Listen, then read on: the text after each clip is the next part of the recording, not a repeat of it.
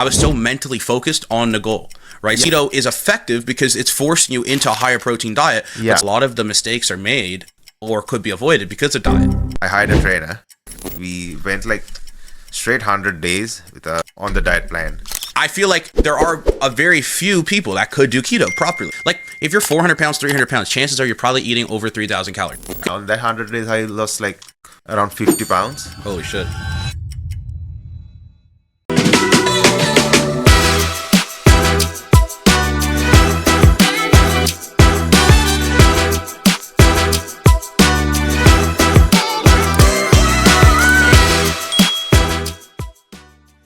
Ladies and gentlemen, boys and girls, people of all ages, plants, genders, everything in between, planets, Neptune. We are here on episode, I don't even know, of the Start Yesterday podcast. I am here with a very special guest all the way from Winnipeg. Newfoundland. Oh, I had a 50-50 shot. Yeah. It's somewhere not in Toronto. I'm here with Ashen. We have a very similar, I guess, background story. We both lost a crazy amount of weight, so I figured it'd be cool to have him on. And, well, instead of me introducing him, go for it. Hi there, my name is Ashen. I was born and raised in Sri Lanka. So, I moved to St. John's, Newfoundland back in 2019 in December. For my studies, for my bachelor's in business administration. I studied at Memorial University.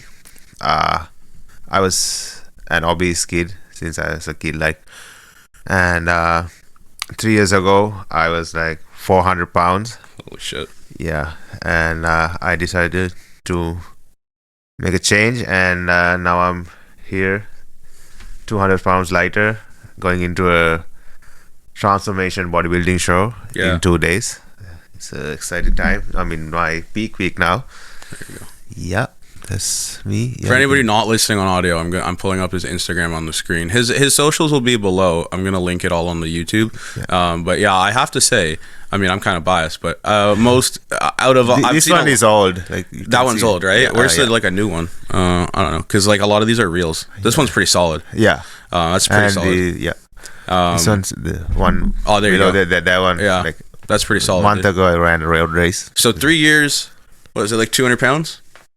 Yeah, I was close to 400 on that picture. Yeah, it's very similar to me. I don't think I could say 200. I know the biggest I ever saw on the scale was 370, 380, and then the lowest I saw was like 190. Yeah. But then I went up like to right now I'm like 205. I had the skin removal surgery, this and that. Oh, okay. That's actually something I was curious about. But before we go into that, you're doing? Talk to me more about the show. I mean, obviously, by the time this comes out, it'll be like way gone, and hopefully you win it. But like, I'm just curious your thoughts, because something that I always thought of doing, but I'm kind of like a scared bitch to do, because I know what's needed. Like I can see in your cheeks, you're like so low energy, and I appreciate the grind. I understand, but I guess take me through like the mindset and why you want to do that, and like I guess what you're trying to get out of it. It's not a normal bodybuilding category or classic physique open. It's transformation, it's right? Just transformation. Yeah. People who lost over 100 pounds. So basically, it is like they just don't judge the like winners on the transformation. They consider it's like 30% the video story, and another 30% is your overall transformation, muscle growth, and everything. Yeah, and the other things are posing and everything. So I saw a lot of people who have lost weight. They did this like over the couple of years. Mm-hmm. So I wanted to give it a try. It's like coming to Toronto. Why not? Makes sense. So it's just happenstance you were coming to Toronto, and then the show was like in the same area, or you are coming to Toronto for the show? For the show. Okay, yeah, that makes more sense. I'm still in Newfoundland. Gotcha. So I guess, well, a lot of people know my story, but it would probably help break down like your story, because obviously everybody's different, Yeah. I had an eating disorder and I was fat my whole life. I don't know if like that was the same with you, but I guess tell people how it got to, well, you got to fucking like 400 pounds. Yeah. So how the fuck did that happen? When I grew up, my parents, they own a catering business. Yeah, makes sense, right?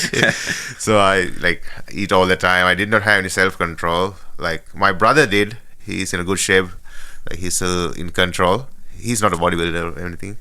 he just goes to the gym. He knew how to be in control since he was a kid, but I was just eating, and somehow I tried like so many things, right? Sports, went to doctors, dietitians, you name it, but nothing worked for me because I didn't put enough effort to be in a diet consistently. Okay. So I didn't have that willpower. Going to the gym wasn't that hard for me. The diet part was the hardest thing for me. Be in control, like what I'm eating. I always eat, like I always want to eat something, chips, like fried stuff, buns and everything. But somehow, like, I was 400 pounds 3 years ago in a new country, living away from the family and like a lot of things. And I was in my final year of my university. So somehow, like, I was on a rock bottom, like when I see myself, like, I was realized, yeah, this is it. Like, I'm gonna do whatever it takes. And then I hired a trainer. Okay. So at that time, I was living with my roommate. He was one of my best friends. We worked together, and so we both hired the trainer and got the meal plans. Like, we were on a similar diet plan, so it was way easier for me to like meal prep and everything. We went like straight 100 days with like on the diet plan. Really? Like, on that 100 days, I lost like around 50 pounds. Holy shit. Yeah, and then I kept that momentum. Yeah. After 100 days, I wasn't like super strict. I learned how to like add the food, drinks and stuff to fit my calorie limit. Like, I switched things up, and I like learn a lot of things about dieting and everything. It made it way easier for me to switch to a lifestyle kind of diet. Yeah. And continue from there. So you said you tried a lot of stuff. Like, what did you try? I played rugby.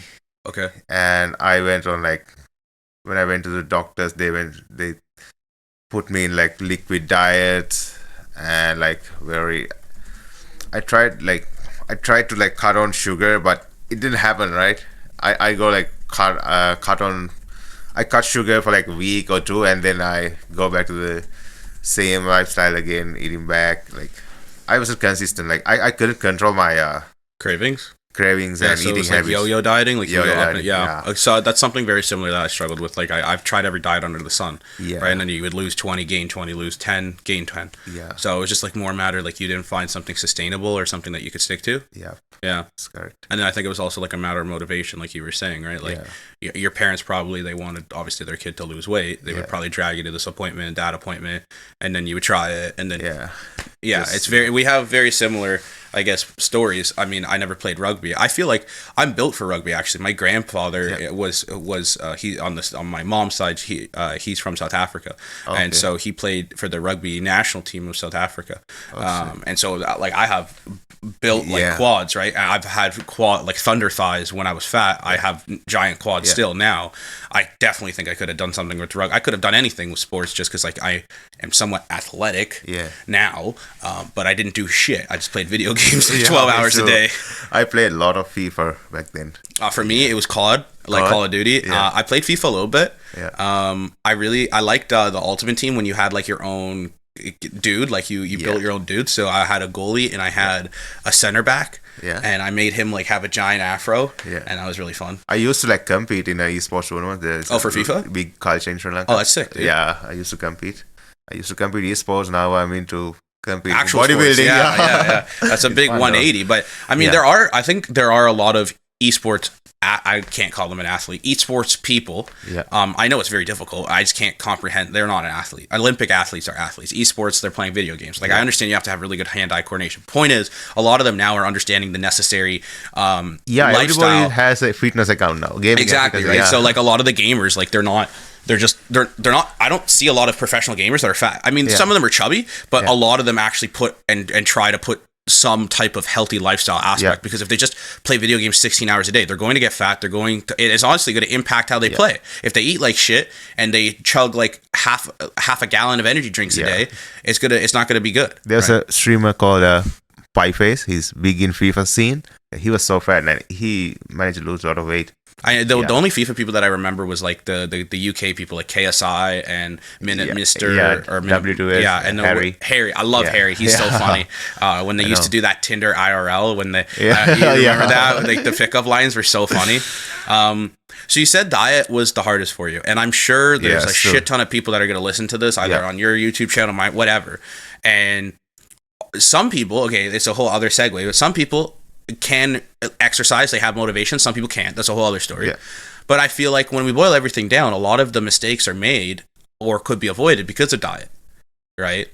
And so for you, what was like the hardest part, and how did you overcome that? Hardest part is the cravings, actually. So what were you craving?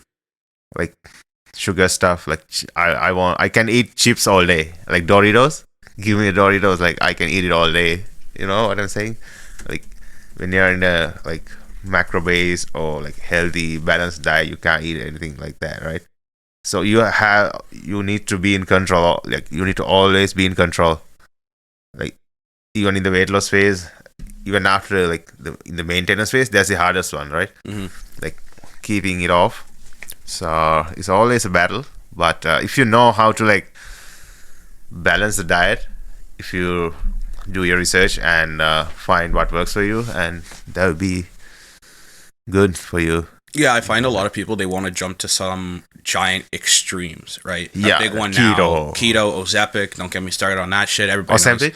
knows. Ozempic, you don't know Ozempic? I know. Yeah, like, it's a drug, right? Like it was initially designed for people with diabetes, and then they started giving it to other people to basically suppress their appetite, which is just nonsense. So, like, I feel like so many people, they want to jump to giant extremes, and you kind of hit the nail on the head where it's just like, this is more a matter of a necessity of a sustainable lifestyle change. Because like some people could stick to keto, but if we took 100 people, just 100 random people, I would say 98 out of 100, so maybe 2%, or 98% is going to struggle with keto, and they can do it for a week, but then they're going to realize half the shit that I like eating has carbs, right? And they don't have energy, you know. And then they're I mean, I feel like there are a very few people that could do keto properly, and then they'll have great success, right? But it's just for majority of the population, it's not sustainable. And the thing is, people don't enough calories when they're doing the keto. They just eat keto and few eggs and things. And they'll put butter in their fucking coffee. Like, I don't get that shit, man. Yeah, they only eat like 1,500 calories. That's not enough. If you're doing keto, you have to eat like a lot of meat. Yeah, so that's why. But then that's why like keto is effective, because it's forcing you into a higher protein diet. But some people do keto and they don't lose shit because they focus on eating a lot of fat. Like they'll just eat a lot of avocado. It's like what avocado and sausages, right? Yeah, it doesn't make any sense. But I feel like a mixture of a lot of like I like if I had to choose one extreme diet to do, it'd probably be carnivore. But I'm still not a huge fan of that because of like it takes away a lot of necessities where you need micronutrients and things of that nature. But carnivore fundamentally isn't bad because you're just eating a shit ton of protein. Where it messes you up is your digestive system, right? So you don't have like micronutrients in terms of fiber. You can't like you can't have fruit, right? You're limited or pretty much very, very few amounts of carbohydrates, right? So it's just, again, it's another form of extremity. Yeah, you don't have any feel, like carb fuels your workouts, right? Yeah. So how did you overcome that? Like, how did you overcome the cravings? Or it's just a matter of like you started figuring out your macros and shit like that? Yeah, I had a trainer. He was really good, but he was in Sri Lanka. I hired one from Sri Lanka. So was it online? Yeah. Oh, okay. Yeah, online trainer. So he sent me diet plan, training plan, everything. So it had enough like calories like throughout the day, rice, chicken, some fruits, nuts, and everything. So I was full, almost full. I didn't feel hungry all the time, and I was losing like 2-3 pounds a week, and I'm all right. I'm working out. I'm going to work. My studies are going really well, and I did not starve. Yeah. Right. Like so, I do not starve. I eat rice. I eat like protein. So yeah, and probably things that you like, right? Why do I screw this up? That was the end. I was so obsessed with the end goal, right? Yeah. So I want to hit like to like my weight goal 220 or whatever. So what was your initial goal? You were like around So, 400. I'm from Sri Lanka, right? Yeah. We weigh ourselves in kilos. Okay, so you were like 200 kg. Or like close 180. to like 180. Yeah, 180. And That's like my goal was to hit 100. Like okay, gotcha. Yeah, become like 2 digits. It's so that's 218. 220 pounds. Yeah. Yeah. It's 2.2. So yeah. Like every week, like I'm stepping on scale, like weight was going down and my energy levels are okay. When you're like big, you have enough energy to sustain the calorie deficit. That's the thing. Yeah, people. Me but I going think, on a like 500 calorie deficit is like I'm starving right now. But Yeah. back then I could go on like you can go on 1,500. Yeah, but I feel like that's a good point to bring up. Like a lot of bigger people, they wanna or they do cut their calories in half. Yeah. Right, and then But you can only they can dig a still hole so go. deep. Yeah. Right. It depends. I feel like It in depends, your yeah. example, it's fine. 500 calories. Like if you're 400 pounds, 300 pounds, chances are you're probably eating over 3,000 calories. So you Yeah. can definitely do a 500 calorie Yeah, deficit. you have a lot of space to fill Yeah. up your calories. You But can I'll- eat junk and still lose weight. Yeah, definitely. Yeah. But a lot of people they go to the absolute extremes because they want instant gratification and they want to lose weight as quickly as possible, and that's not sustainable. So No, they're going to you cut will lose their your muscle. I don't. yeah, they'll lose the No, muscle. you- They'll feel like shit, and then they'll also you can only dig a hole so deep. Yeah. And when I tell people this, they don't believe it. But I've talked to clients that are 380, 400 pounds, or like Yeah. around 200 kg mark, and they're eating 2,000 calories a day, and they're not losing weight. And it's because they've completely wrecked their metabolism. Yeah. Right. You can only dig a hole so deep, and then you have nowhere else to go. Throughout this prep, like when I hit a plateau, we just do a refeed day, high carb day, and the weight goes down. Like Yeah, and it's weird how the body works like that. But that's a point or a question that I want to ask you. I'm sure a lot of people can resonate. Where they were so like in myself, like I was so mentally focused on the goal, right? Yeah, and the scale. So the scale is a friend and an enemy. So for me, and that's where I'm getting at, like where I would wake up and I would weigh myself every morning, right? And so my dead set goal, my first goal was to get from a 5XL t-shirt to a 2XL because in Canada, I'm sure as you know, as a bigger guy, well, there's fuck all. I did a video about it. It's on my channel. There's no options. You could buy a tent. Imagine in Sri Lanka. Oh well, true, right? So there's even less, right? There's George Richards. I don't know if you know that, but that's the only, I know the big and tall. That's the big and tall. That's the only place that I remember going to when I was a kid. But I would that was my first goal, from get to a 5XL to a 2XL. And then I really wanted to get to below the 200 pound mark. Right. And every morning I would weigh myself, but I had such a mental struggle, and the scale became a friend, but it also became an enemy because the days that when I didn't lose weight, when it doesn't move, you yeah. go crazy. So when the morning when the scale was up or it didn't move, I'd practically starve myself. Right. And I'd be so depressed for like half the day. Yeah. So I'm just wondering, do you resonate with that? Like, was that similar? But when I was on the diet plan, I did not like cut out anything or anything. Yeah. I just there were times that I did like extra cardio, like go on hour on treadmill, like But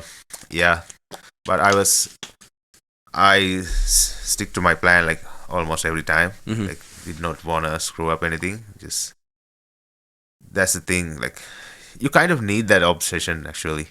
The obsession, yeah, absolutely, because that's going to be your motivation. You need to go crazy, and you need to be like brave enough to stick to the plan. Well, I feel like, and that's a good point. Like a lot of people lose sight on their why or their motivation, right? So for me, when someone is not doing, like I have clients, right, and for them, like why, I always ask them, what's the reason why? For you and for me, we were gonna fucking die. Yeah, that's straightforward, black and white. If you do not change, you're going to be dead right? Yeah. What age did you start? I'm 27 now. I was 24. Almost. So chances are you'd be probably dead by 35. Yeah, or 40, I was like, I was going to university. What's the point? Yeah, exactly. So for me, I was like 17, almost 18. Yeah. And my doctor told me I'd be dead. How old are you now? I'm 25. Nice. So my doctor said I'd be dead by 24. Yeah. Right. So a lot of people. Now that's an extreme example of what's necessary, right? My doctor, I gotta tell you. But a lot of clients that I work with, they have kids. They a lot of them comes down to their kids, or like a lot of them feel like shit, or they have no self-confidence when they take a photo, so they avoid taking photos, or they can't fit into clothes they want to wear, and then they lose sight on that goal, right? And it's just a matter of like you have to stick to your why. And then eventually you have to change your why, right? So like I go from a 5XL to 2XL, then you make a new goal. But until you reach your first goal, there really shouldn't lose the motivation, in my opinion, right? The end goal should be motivation. Yeah, you shouldn't stop. Like, just put your fucking head down. Yeah. Put a commitment. Take action on this, and that should be your fucking goal. Yeah. Right? But if people they get lazy. They get complacent. I don't know how many times I've helped so many people lose 50 pounds, and they want to lose 100. But then once they lose that 50 pounds, they're like content.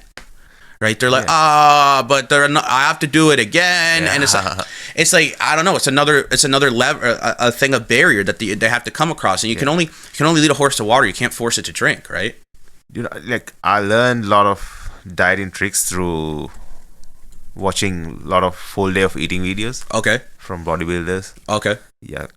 Well, I think that's That's not. No, not bodybuilders. Just like on YouTube, you can go search full day of eatings. Okay. You can learn a lot about eating food that within your macro range. Okay, that's a bit different. Yeah, the bodybuilding calorie stuff. sources and everything. Yeah, muscle and health or muscle and fitness, like they have a lot of bodybuilding, like full day of eatings, and that's not bad. But for a lot of people, that they can't do that shit. Yeah. They're not on gear. They can't process 6,000 calories and 500 grams of protein, right? Or even the ones that are natural, they're eating like 3,500 calories, and then like a guy that's 400 pounds is going to eat the same shit, and he's going to be like, oh, why didn't I lose weight? When you're on steroids, you can eat a lot of food. Oh, definitely. And utilize it and everything. Yeah. For sure. So what was the thing that you wanted to mention about the doctor? Oh yeah, back in 2014, I went to a doctor. I searched on Google best dietitian in Sri Lanka. I went there, sat down, and he looked at me and said, "Oh, you're too fat to lose the weight naturally. You need the surgery." What surgery? The gastric bypass? Yeah. Oh, what the fuck? That doctor's an idiot. I will send you through a liquid diet, and you will lose some pounds. And I did it. And he told me to come back in eat less and come back in month and a half. Then I went there. I didn't lose any weight. That's insane. So he said, "Don't come to me." He's the name of the surgeon, so you can. That's insane. Talk. Yeah. So your doctor. So you went to your doctor, your physician or consultation. Yeah. And dietitian. And they didn't ask you what you were doing, what you were eating. They're just like, okay, go get surgery. Yeah. That's fucking retarded. You're 150 kilos now. And there's no hope. No hope. No. What the fuck? Yeah. You know what? That's crazy. Because as big as I was for the longest time, my doctor never told me that. I mean, he told me I was going to die, but he didn't tell me to get gastric bypass surgery. Yeah. I feel like, and today, if we fast forward a decade later, I know a lot of clients, prospects, whatever, they go and they talk to their doctor because that's the logical thing to do, which in some cases not. Did you know, in order to get a doctor in Canada, you need 1 hour of nutrition? You only need to educate yourself on 1 hour worth of nutrition. Yeah. Besides that point, most doctors are just going to jump to the conclusions of extremities or extremes, which is just go get surgery or take Ozempic. Yeah. And I know this is a crazy concept, and I know there's people that are 300, 400 pounds that are going to be listening to this, or that have wanting to lose 50 to 100 pounds or 100 pounds plus for 5, 10, 20 years, and they've been struggling for a long time. Chances are you haven't found something that's actually sustainable for you. Yeah. And you haven't done a lifestyle change, and you're just jumping to extremes. Because if you actually think sticking a needle in your ass or going for a surgery that's going to shrink your stomach to the size of an egg is something that's sustainable and that you're going to want to do, it's not. I've worked with clients that had gastric sleeves, right? Which is a less extreme of gastric bypass, and they regretted it, right? Yeah. Because then from a social dynamic, all of our shit is involved around food. You take someone out for dinner, you go out for your friends to a drink, whatever. And not just that, but then God forbid you're trying to build muscle. Yeah. As a guy or as a female, whatever gender, if you're shrinking your stomach to the size of an egg, you're maybe able to eat 1,000 calories a day. Right? And then how are you going to look not like shit? Yeah. Right? You're just going to have a bunch of saggy skin. Cannot enough. You cannot have enough protein, enough carbs. You can't. Yeah. You physically couldn't eat enough of it. Yeah. Right? So I feel like... And there's a lot of information out there now. It's crazy, man. Yeah. I just want to put a big PSA. If anyone's actually listening to this and on the fence about considering surgery, literally take it from 2 people combined, we've lost over 300 pounds or 120 kg minimum, right? And we didn't need the extremes of surgery. We didn't need the gastric bypass. We didn't need the sleeves. We didn't need poop juices. We didn't need extreme diets. Yeah. The most important thing is finding a sustainable lifestyle approach and having something that's balanced. And I know, which we'll touch on. With it, consistency is huge as well. But then I think more than anything is you had a support system and you had knowledge and you had a coach. Yeah. Right. And you went out of your way. You were motivated. You wanted to take action, and you found someone to actually help you. Yeah. And you got the knowledge and you got the results that you needed. And coach alone cannot help you. You need to do your own research too. Definitely. Yeah. That's the Well, I thing. think it's combination. I mean, like, Yeah. it's like 95. Well, it depends on the coach, obviously. Yeah. But like, if we're saying for me, like, I try to provide all clients as much value and information as I can. I want to help answer any questions that they have. Yeah. But then, I mean, most of my best clients, they take initiative to then ask me questions, right? Or they'll like watch a video or some shit like that, right? Me too. Like go to YouTube, watch like tons of videos, like. But then it also it does go to another avenue where it's like some people will like TikTok. I fucking can't stand TikTok, right? So I'll have clients, or I had a client, God bless her, I love her. She lost like 120 pounds. She would send me TikToks all the time because she would just be on TikTok. And she's like, well, should I do this? Do I like, what do you think of this? And I'm like, all this shit is just dumb. Hey, what do you think? Right? Can you stick to that? And it's just like, I don't blame people. And it's like, it's not your fault. Like, I get it. Like, you don't know what you're doing in terms of health and fitness. And then that's why, like, you should work with a professional, because it feels like there's so much bullshit and so much nonsense on the internet. Yeah. And people are like running Too around much like a chicken with their information, head cut off, right? Yeah. And they don't know who to listen to, what to do. Yeah. And then they just do nothing. Yeah. Because they're so overwhelmed and like everybody's contradicting everybody. Yeah. Right. So if you're watching this and you want to educate yourself, and I'm not saying this from a bias standpoint, it doesn't have to be my fucking YouTube channel, but the answer isn't always to listen to everyone and watch 100 different people. Focus in on like a couple and digest what they have to say and take away certain points from them, right? It's like if people are going to looking for a coach, right? I hear this all the time where it's like, oh, well, I want to see what other coaches have to offer. I don't think that's the logical thing to do, because like it's just going to overwhelm you with more information because everybody's going to tell you different shit, right? So when it comes to trying to go viral, like. Right, they're just gonna everybody's gonna tell you different shit and different techniques and different approaches, and ultimately, like if you like the person you're talking to, and you like what they offer and you like the results that they're getting, then you don't need to go and talk to another coach, right? But when it comes to like educating yourself for going on YouTube and TikTok, I wouldn't say to follow like 7,000 different people. Follow people that actually have. Who do you follow usually? Like it depends on, I guess, what niche, right? In terms of nutrition or exercise, like. I like Mike Israetel. I like Lane Norton. I like Brett Contreras. Greg Doucette. I used to like Greg. I used to, but now it's a gossip channel. It's kind of Greg. I understand business very well, and I don't blame him at all at what he's doing. I've just lost a lot of respect for him. And I can say that with a lot of people that I used to follow and appreciate when I was younger. But Greg is probably the prime example of ego and fame getting to your head and not actually caring about the people that got you to that level of success. So, because from I think it was like 2018.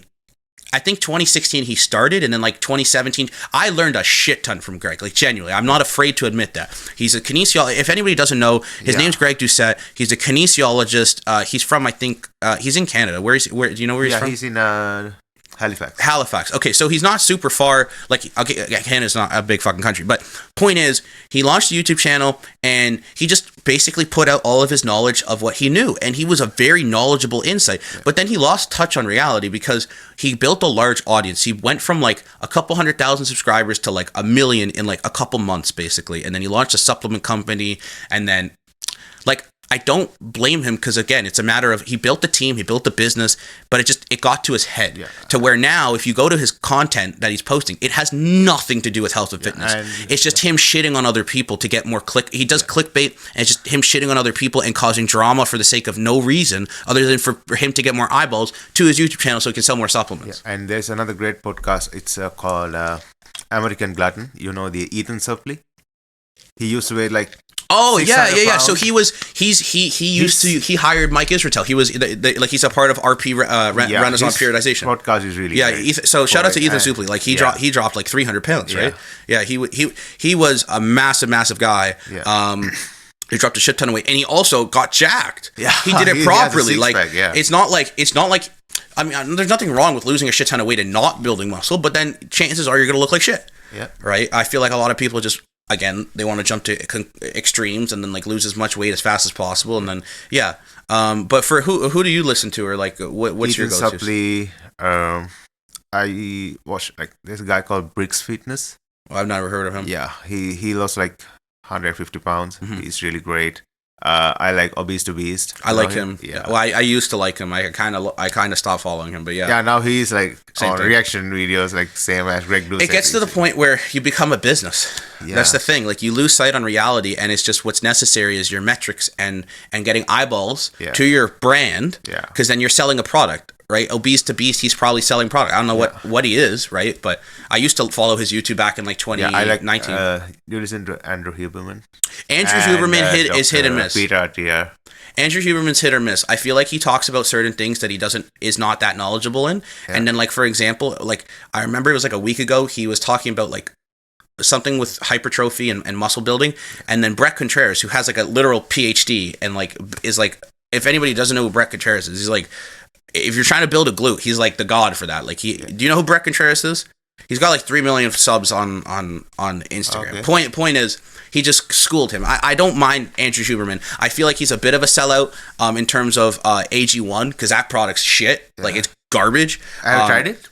I don't need to try it. I read the ingredient label. Oh, okay. It's a proprietary label I of hate green fucking powders bullshit. anyways. Right? Well, no, there's some green powders. First Form is actually a really good green powders. There's some green powders that are actually formulated, but they're expensive, right? Yeah. So the green powders from First Form's a great company. Shout out Andy for selling. But it's like $80 for like 30-day supply. But that's because it's actually full of shit that you need, right? When you're spending like I don't know, when you're taking like a greens powder off of Amazon for like $30, I mean, I guess it's better than nothing, but you're almost better off just buying a good multivitamin, right? I need your greens. Well, I mean, yeah, I'm personally allergic to vegetables. I eat my vegetables. I could definitely be leaner if I liked vegetables, but it's just like, I don't like vegetables that much, right? I used to have an eating disorder, and it's just something that I never really overcame, and it's just I refuse to kind of. My weight loss, like, still I work in fast food environment, so I worked at the best pizza restaurant in town. So. When you were losing the weight? Yeah. I still work at a restaurant as supervisor. So, thing is, like, I prep my meals, I bring it there and throw some vegetables, like. Yeah. Yeah. And then that's easy. Like, you just have your protein and your veg, right? Yeah. And I think that's another thing. Like, if someone's trying to lose weight, the easiest thing you can manipulate and the thing that you're consuming the most of 1000% is carbs. Yeah. Right? So when, like you said, you have Doritos, you have chips, you have sugary shit. Yeah. All that is empty carbs. Like, it's pretty fucking easy to eat an entire bag of chips. Yeah. Right? And it's literally just air. Right? Not very few people are going to be full from eating that. Right? Yeah. So instead of that, then a healthier substitution. Literally, just make your own fucking like air fried potato chips. Yeah. Right. And buy the small ones. Buy the small one because that's portion control or like portion sizing, right? 200 calories. Right. Or actually, a really good brand that you might like, that I'm a huge fan of, is called Wild. It's spelled WILDE. It's like for the whole bag, I think it's like 300 calories and 20 grams of protein. And it's made from chicken broth and egg whites. How much is it? Like, cost wise? Yeah. I don't like. It's kind of expensive because they're not in Canada yet. Are expensive though. The Quest ones. The Quest ones aren't insanely expensive. They're like $6 a bag, right? It depends. On Amazon, you can get the Quest ones are pretty good as well. They have like the taco chips. The taco ones. Those are really good. What I like doing with the taco ones is I'll make like I'll make like a taco, basically. And instead of having rice or a taco shell, I'll use the chips as the taco shell. So I'll crunch them up. I'll add ground beef, add pico de gallo, and mix that all up. Nice. And then it's really solid. That's actually like 500 calories. If anybody wants the recipe, did you just track your calories throughout the weight loss journey? Not really, actually. So for the first little bit, the first 3 months, I literally lost weight by eating McDonald's. Genuinely, I ate McDonald's. Okay, I say McDonald's, but obviously like other fast food places, McDonald's, Wendy's, whatever. But that was for the first 3 months, and all that was a caloric deficit, right? And it's just making somewhat healthier options and somewhat healthier choices when eating at the fast food. Because the reason I had to do that was because of the eating disorder, right? And then over time, when I continued working with the eating disorder specialist, we got over that and got better with that. Because I had a trainer, a shout out Nitish, love you. And he's like the second episode on the podcast, and he helped me like make better choices with the nutrition stuff with the limitations that we had. And then when I started working with the eating disorder specialist, I would tell him what we worked together, and then he would help me with that. Sorry, what was the question? Like, you were like, in terms of the fast food, or what did you ask? No, I was talking about. I was asking about popcorners. And what? The brand popcorners, I guess so. Oh, popcorners! I've never heard of that. Yeah. So, what's your thoughts on? You can drink that if you want. Yeah, I'm gonna drink it. Yeah. And what's your thoughts on this, like artificial sweetness? I feel like it's a necessary evil. It's better that, like, look, it's like for a diet, it's like regular Coke or Diet Coke. I know with 1,000% certainty, if I were to drink one Coke a day, not the Diet Coke, not Coke Zero, if I were to drink one of those a day, I'm going to get diabetes. 100%. Oh yeah. One of the biggest I was a type 2 diabetic, and I went from a type 2 diabetic to back to pre-diabetic when I was 12, and the only thing I changed was going from a regular Coke to Diet Coke. That's it. So if I die at 70 years old from fucking cancer from artificial sugar, I will die a happy 70-year-old, right? So that's my 2 cents on that. I feel like people say, oh, you're gonna get cancer and this and that from artificial sugar. You have to have so much of that shit. So much, right? Like 15 cans a day, maybe. And I know with 1,000% certainty, if you're struggling with weight loss and you are addicted or you like and you crave sugar, if you had a healthier substitution, and that healthier substitution is like monk fruit, right? Or like a monk fruit sweetener or Splenda, that's so much better for you. You can't argue that. And I know sugar is a natural ingredient. It comes from sugar cane, but typically that's put into is not like good for you, right? So I don't think artificial sugar. Instead of eating ice cream, you can like substitute with the creamy Ninja Creamy now. Ninja Creamy is amazing. Yeah, we should actually talk about healthy substitution. Yeah. So for ice cream, the Ninja Creamy is a really good one. Another option would be like you need a good blender. You can make like the Greg Doucette type of blender ice cream stuff. What do you do, or what do you suggest? Like, I guess, what were your biggest cravings when you were big? Like, what did you typically have? My biggest cravings are like chips and savory. So what like sweets? Sweets, kind of. Chocolates. Chocolate? Yeah. Okay, so what would you suggest in terms of substitutions for that? Mostly protein bars. Really? Okay, that's actually not bad. Okay, what are your protein bars that you like? It depends. I like the Quest one. Really? I hate Quest. My favorite is the other one. My favorite. I haven't had one in 5 months. I forgot. Oh, the name. Because you're cutting. Yeah. I like the grenade. The grenade ones. Grenade. Yeah. Those are cookies and cream. That's top tier. My favorite is the salted caramel, but the cookies and cream one's not bad. Then they had the Oreo one too. Did you try the Oreo? Yeah, that's great. They're coming out with a Biscoff one. They are? They're coming out with a Biscoff one. That shit's gonna be insane. Yeah. Shout out Grenade. Okay, so Grenade's the best one in my opinion for Canada. Yeah. And then another really good one that's underrated, if you like peanut butter, I'm not a huge fan of peanut butter or nuts, Snickers has a protein bar. Oh yeah, and that one's excellent. Like, I kid you not, if anybody's watching this, you don't need to be on a weight loss journey. You could just be someone that does not get enough protein and you like chocolate. Yeah. It's a little bit more expensive, but do yourself the solid and go on Amazon or go to Popeyes or whatever and buy yourself like the Snickers protein bars, because if you like the Snickers like non-protein bar, it tastes fucking identical, except it has 20 grams of protein. I'm not saying that to eat that every single day, every different meal, but it's so much better and healthier for you, and you cannot argue with me otherwise than having like the normal Snickers bar. Or can get a protein flavored whey isolate and mix it with oats, Greek yogurt. Yeah, you could do that too. So actually, Mars, like, I love one of my favorite protein powders is actually made by Mars. Like, they have a chocolate caramel like nougat, and I loved adding it to Greek yogurt. And literally, it just turns like your Greek yogurt into chocolate caramel Greek yogurt. Yeah, right. And there are like, a lot of things that you do. So those are some good healthy subs. In terms of chips, we kind of went over that. Check out WILDE. That's like those are really good protein chips. And then Quest has really good protein chips. And you can get a low calorie tortillas and like fry them. Yeah, that's true. You can also air fry it. I would also say I really like popcorn as a healthier sub. Oh yeah, the Skinny Pops. No, you know what's actually a really good brand? It's called Lesser Evil. That's a really good brand in terms of the macros, because it actually tastes really good. But then again, this is a thing that we probably both got from Greg. So Orville Smart Pop popcorn. It's like 90 calories for a small little bag, and you can have like 4 of those. That's 350 calories, but that's like 20 grams of fiber. Yeah. Right. And I feel like people have popcorn, but then they kind of shoot themselves in the foot, because then they're gonna add butter to it. Right.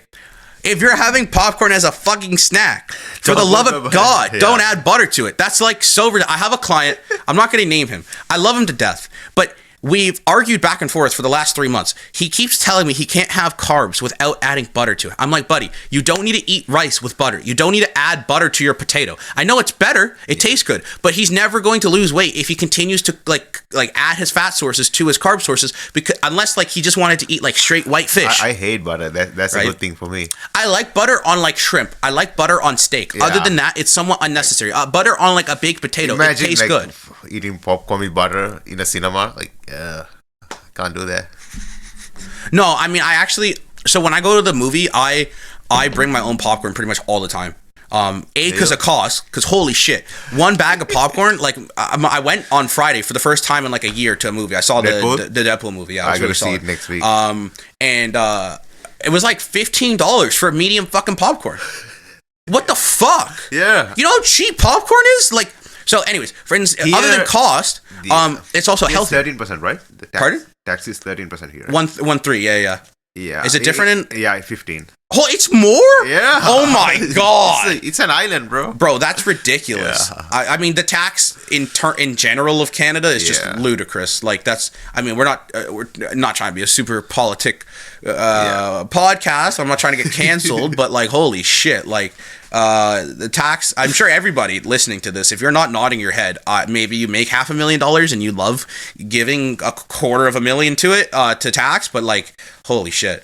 Yeah. There's a happy medium. Like, you can go to the extremes where like, you can go to like Texas and like people don't really pay tax in Texas. Yeah. But, then you can go to the other extreme where like there's like California or there's Toronto. I think Canada pays the most amount of taxes in all of North America. Yeah. Right. And like people are like, oh, we have free healthcare. Do you really have free healthcare when you're waiting like 18 hours in an emergency room? Like I had a buddy who had a messed up kidney, and this was recently. This was like 2 weeks ago. He had a messed up kidney, and he was in the emergency room with a leaking kidney. He was vomiting. He couldn't swallow or keep anything down. He was in there for almost 28 hours. There was one fucking doctor for the entire emergency room. Oh. So it's not really, oh wow, you have free healthcare. No, I'd much prefer like I went to Serbia. I have a buddy who lives in Serbia. They have free healthcare, but they also have a private sector, right? And so you can get just like Sri Lanka. Yeah, Sri Lanka's like healthcare is so good. And if you needed, like, if you broke your foot and you needed an X-ray, are you gonna have to wait 2 weeks for it? No. No, that's crazy. Okay, but we kind of get off topic with that. Yeah. So I want to, obviously, like, you have a biased standpoint because you worked with a coach, you had a coach, you got great results. But what would you say to anybody on the fence of hiring a coach, or like what are the benefits you would say is like to hiring a coach? It's like the accountability. You have someone to rely on. You have like, in internet there's a lot of information out there. You can just stick to one person, right? One plan. Like if it doesn't work out, you can ask him, right? And you can talk with him, like, and stick to that guy or girl or whatever. So that will be easier for you to stick to a plan for a long time, and that's what helped me to lose weight. Gotcha. So he sends me the plan, I follow it. If I want like necessary changes, like I talk with him, like what I can adjust. Like, so my trainer was in Sri Lanka, right? So he's not familiar with like ground turkey and everything. So I asked him like, hey, I like ground turkey here, like extra lean. So I was talking with him, and he was like, yeah, I can add that to diet, and I was asking like whey isolate and other stuff too. Like, so he basically made a plan customized to what your preferences are. Yeah, and to the food culture here. Yeah, because it's like, I'm sure it's a lot different, right? Yeah. But that's a really important note where a lot of people, I don't think a lot of people understand the actual benefit of having a coach. And I find it hard that they don't understand. When we boil it down, like your favorite athlete has a coach, or they have multiple.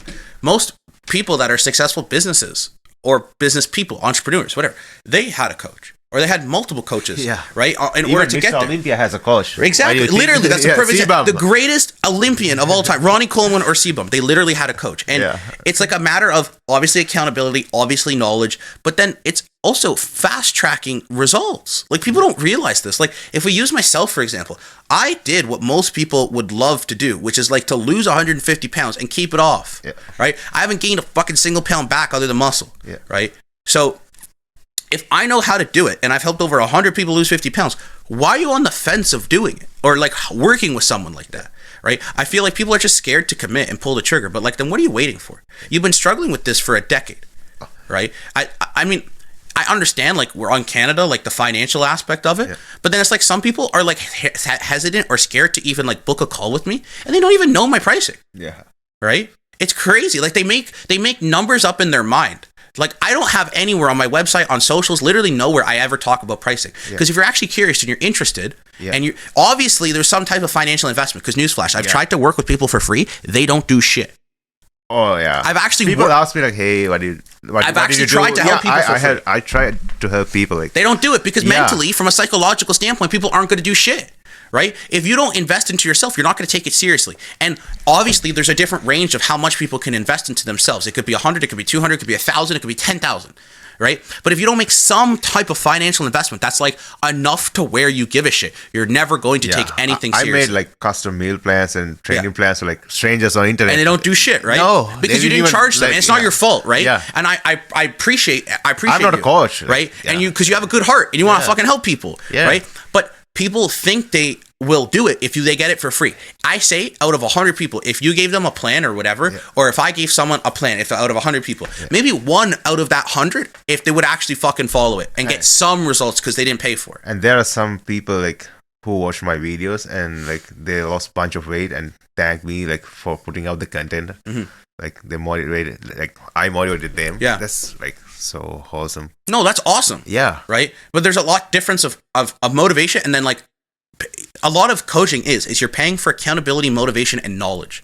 Right? And then like, I don't know, people just like don't do anything. And I guess that's a whole other thing. Like I don't understand. Did you have anyone who motivated you, like a role model or something? Well, I, like you probably, was at a point where I was so sick and tired of being sick and tired. I was like, enough's enough. I tried to kill myself twice. Right? It was really bad. Like I was on antidepressants. Like thankfully you weren't 17. If you could imagine, if you were 400 pounds at 17, I couldn't see my dick in the mirror, bro. Like I'm not even saying that to be graphic. Like genuinely, it was bad.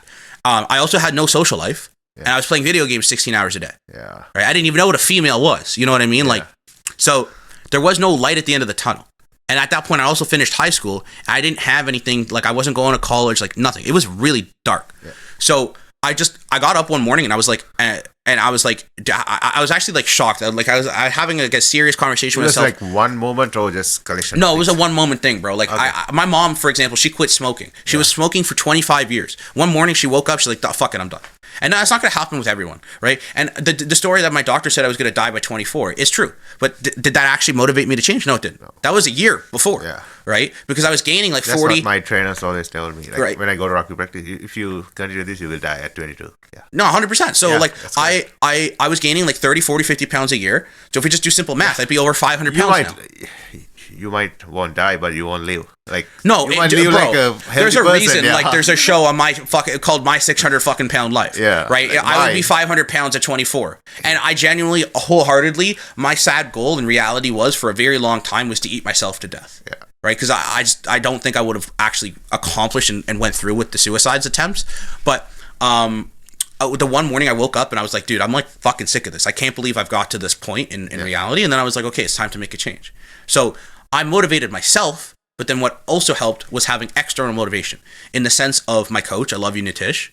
And then one thing that he helped me with a lot, which I would recommend to anybody also listening to this, and you don't have to be on a weight loss journey, but change your fucking mindset and focus on gratitude, focus on affirmations, and then also, like, I listened to Andy Frisella, I listened to Tim Grover, I listened to Tony Robbins.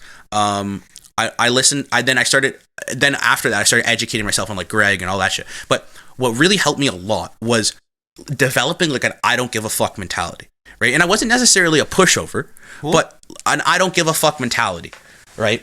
That's like, yeah. like, I don't care, right? Yeah. Like, I don't give a fuck what you say. I'm just Yeah. going to do it, right? And a lot of people, I'm not saying I was a pushover. Yeah. I would just be more compliant and like try to appease people. And what I learned was that that's going to fucking get you nowhere, right? Yeah, nah. So there's when I started learning more about business side of it, Alex Hormozi has a thing called the season of no. Yeah. And basically, you just cut out everything that doesn't benefit. Yeah. I mean, that's more from a business standpoint. Like, once you learn to say no, like exactly, you right? There's off people, but it's good for you. There's a book called The Subtle Art of Not Giving a Fuck. Yeah, I have it. Right, and a lot of people should read that. Yeah. Because I feel like you can't fucking please everyone. You can't be. You should be okay. I used to be like that. That I'm trying to. And where the fuck did that get you? And I'm not saying that to be a dick, right? Oh yeah. So I would feel like if anybody's on their health and fitness journey or on just in general. Yeah. One thing, if you're going for a walk, like listen and educate yourself. And I mean, obviously, you probably listen to this podcast. Hi, thank you. But other than this fucking podcast, listen to people that are actually going to motivate you. Listen to people that are actually going to give you advice. And don't just fucking listen to this advice. Let it soak in and actually take action and do shit with the stuff that you're listening to. Yeah. Because people become like content whores. They just fucking listen to all this shit, but they don't take any actual like action on it, right? And then that's pointless. I was just reading a lot of David Goggins. I love him. I know you really like him, and I appreciate. I have so much respect for him. Yeah. I can't say anything bad about him other than he's fucking delusional, and I mean that in the most respectful way possible.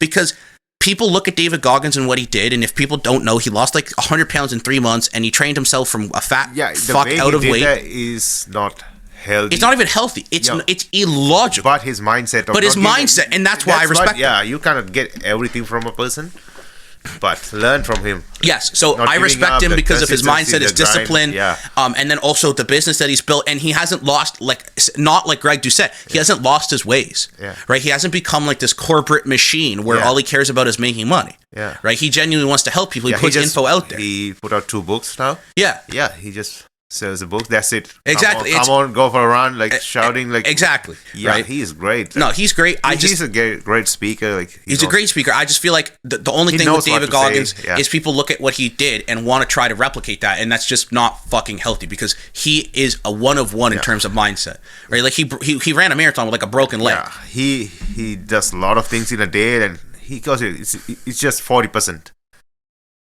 40%. What do you mean? Like if you do like maximum like workout, work, study, that's still 40%. Like that's his rule, the 40% rule. Like you can achieve so many things in the day. So do something. So I'm curious, like I guess for you, what's your outcome or ideal outcome with the bodybuilding show? Like, are you trying to win it or is it just for you? I'm just doing it most for the experience. Good. Okay. Yeah. Because I had a client the other day. She asked me. She was like, "I want to do." I always like to compete. No, that's good because then you have the motivation, you have the drive, right? But that's a good point and a good learning lesson for anybody watching this or listening to this is like, if you're doing a show or you're doing like anything, you can't do it with the intention of winning because then you might set yourself up for failure, right? You're doing it for you. You're doing it for motivation and drive and to present your best self. Yeah, right? And it's a whole new experience for me. 100%. Like everything. But it's not like you're not going into this with like, oh my God, I want to win this fucking show. No. Obviously, that would be an added benefit. Yeah. Right? But when it's something like bodybuilding, I feel like some trainers, some coaches, whatever, some people that aren't coaches or trainers, they want to do it because they think they're going to make money from it or they're going to gain clients from it. And you can't go in with that intent, right? Like I have a buddy, and I'm not going to name him, but he's planning to do a show next year, right? Okay. And he's like, yeah, it'll help me get clients. And I was like, no, bro, that should not be your mindset going and doing a bodybuilding show. You should be doing it for you, right? I've always been on the teeter-totter or debate of whether I should do the transformation division. And the only reason I've never done it, I would probably win. Let's be real. I'd fucking sweep the floor because my transformation's retarded. Yeah. I also did the skin removal surgery, and like I could get abs if I wanted. Let's get into that, right? Yeah. But the reason I never did was like I know the sacrifices that are needed to be made. Yeah. 5 months of saying. You had to say a lot. I can't do it. Yeah. Right? It's just I'm not willing to sacrifice my social life. I'm not willing to sacrifice, and like I train clients as well. Yeah. And I know some of my buddies that are bodybuilders. Yeah. They literally like canceled clients because they don't have the energy. Yeah. Right? This is crazy. This whole week's been. So for you to talk about the skin removal surgery, I know it's probably something you're curious about. You haven't had it done, right? No. Is that something you're wanting to do? I want to. Okay. Yeah, it will happen in like a year or two. Yeah. So what are you waiting for? What? I'm still on process of like getting my PR done, like Canadian process, and I gotta sort out some things. Well, if you need a doctor, you want a surgeon, I can give you mine. But how much did it cost for you? Fuck, 30 grand. 30 grand? Yeah. You removed from your chest and so chest, no. Arms, no. Legs, no. I'm very thankful and grateful for that. Some people, obviously, different areas. Yeah. I can. Mine is like you can show. Yeah, yours is like I can send you a clip or something if you want. Like I have on my YouTube channel and on my website, I have like a 30-minute video of like my journey. Yeah. And I filmed that like 2 months ago. And at the end of it, it's like the last 5 minutes, it goes over the skin removal surgery and it shows like the before and afters. Nice. But mine wasn't egregious. Like it wasn't super bad. Yeah. It was like I could pull my stomach up and put it into a dough ball. Yeah. But they cut off about 12 pounds, but it wasn't like super bad. Like yours is, and I don't mean this in any disrespect, yours is a lot worse than mine. I know. You know? I know. And, because I had most of my fat on stomach, chest. Yeah. So what they did for me is what's called a belt. They cut out, because they did 2 surgeries in one. Huh? Ontario? Yeah. Okay. So they did 2 surgeries in one. They did the front, they did the abdomen, and they did the back at the same time. Okay. Right? But for you, I would say, like, a lot of people ask me, like, oh, I don't want to lose weight because I'm going to have dead skin. Okay, buddy, like, do you want to be dead or do you want to have dead skin? Yeah. Right? I don't think it's a necessary thing or a requirement for anybody to, that's wanting to lose weight in a significant amount of weight to get skin removal surgery. For me, the only reason, it didn't bother me that much, genuinely. Yeah. The only reason I did it was because I didn't want to be 40 years old with that. It's not going to go away. People fucking lie to you and say that it's going to go away. Do more exercise. Go do more cardio. Take this fucking pill. Yeah, it's not going to go away. What's the new thing? Peptides. Yeah, it's not going to go away. Bro. But you could do whatever you want. It's not going to go away. No. Unless you get it You can lose surgically. body fat and make the thing that pissed me off was people would be like, you just have to lose more fat. I cut down. Like the lowest I was before the surgery, the lowest I got to, I normally hovered the lowest I was 190. And then I stayed at like 220 for a long time. Yeah. The lowest I got to was like 208 or 209. Yeah. Right? Now I'm 203.4. I had like barely visible like rib cage too. Yeah. Like, this is the lowest I can get into. So when I got, and as you are now experiencing, the leaner I got, the more pissed off I got because the more dead skin I had. Yeah. You know, and it was like a never ending battle. So I was like, fuck it, there's no point. Yeah. And so that's why I just stayed at like the 220. It's way more comfortable for me now. Yeah. Because I'm into running now. I ran a road race. Does it not bug you with the dead skin to like... I wear the... compression? Yeah, the Under Armour heat gear. Oh, that's good. Really great. So it kind of keeps everything. So, but yeah, I would say, dude, for you, like, I personally, I'm very happy with the results. Yeah. Did it drastically change my life? No. People think that it's gonna solve all your problems. No, for some people. So for some people, genuinely, like I do understand. For example, I had a client. She lost 120 pounds. Yeah. She hated her body more after she lost the weight than before because of her dead skin. So she was like, I can see both sides of it. For me, I was indifferent. It didn't impact me. Yeah. Right? They asked me to do a testimonial. I still hate my low skin on my chest. I want to get rid of that. So they asked me to do a testimonial for the surgeon because they did a great job. And they're like, well, how did this impact your life? And I'm like, I'm not going to lie to you. It did it. Right? The only thing that it did was like when I'm 40, I don't have dead skin anymore.